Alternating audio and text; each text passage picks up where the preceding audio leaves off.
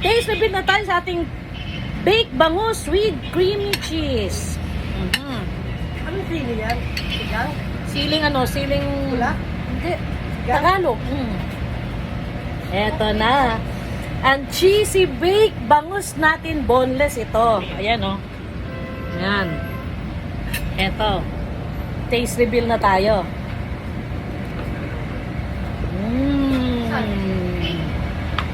Harap. Lagyan natin ng sausawan. Toyo. Toyo at kalamansi. Harap. Gusto mo tabak mo doon? Kami sa tigil. Harap. Alam mo yung combination ng kamatis, sibuyas, bawang, silibel, at saka yung sili-sigang, plus yung lusaw ng cheese, plus yung lasa ng all-purpose cream, plus yung plain na mayonnaise. Tapos hindi ako nagtimpla ng asin.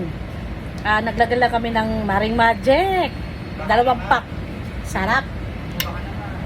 Maring Magic! Baka naman, minamagic ko ang luluto ko. Araw-araw. Kasi sinabi mo hindi masarap luto mo kung walang magic na pap.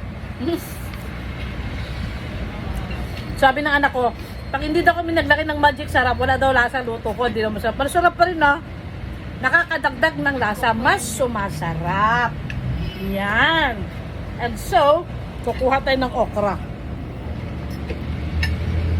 Ganun. Yan. Okra.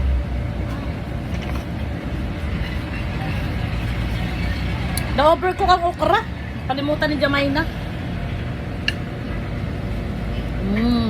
Masyadong malambot. Pero okay lang. Sarap pa rin. Ito, purong laman, bangus. Mag-jack ka ba? Boneless. Okay. Paano mag-jogging eh? Wala akong damit. Tsaka magsisimba ako mamaya.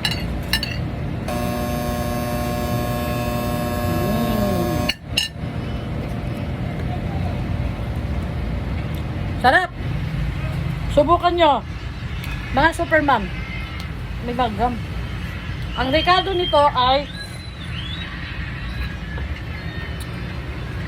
3/4 na kamatis, kalahating sibuyas, isang malaking silibel, tapos 2 buong bawang. Hiniwa-hiwa ko na maliliit. Isang box ng all-purpose cream, tapos ganyan kalit na pouch ng mayonnaise. Tapos 2 magic sarap, 2 pack, tapos paminta. Yun lang ang inano ko. Tapos nilagyan ng anak ko ng kunting herbs, thyme at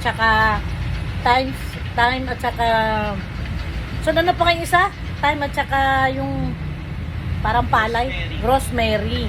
Yan. Pero kung wala kayong mga herbs, okay lang din. So, kayo na lang magtimpla sa gusto nyong alat.